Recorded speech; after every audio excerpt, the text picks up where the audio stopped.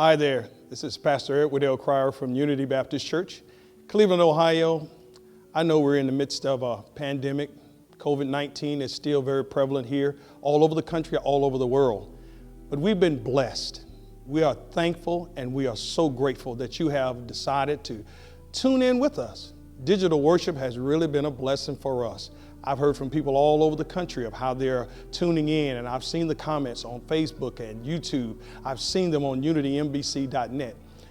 Although we have not decided to come back into our sanctuary just yet, we are going to do that, but we're going to err on the side of caution for right now. We want you to stay at home, stay safe. We're going to continue to do digital worship. We're going to continue to sing, and we're going to continue to preach. We're going to continue to do all that we do. We're going to do all those things and more.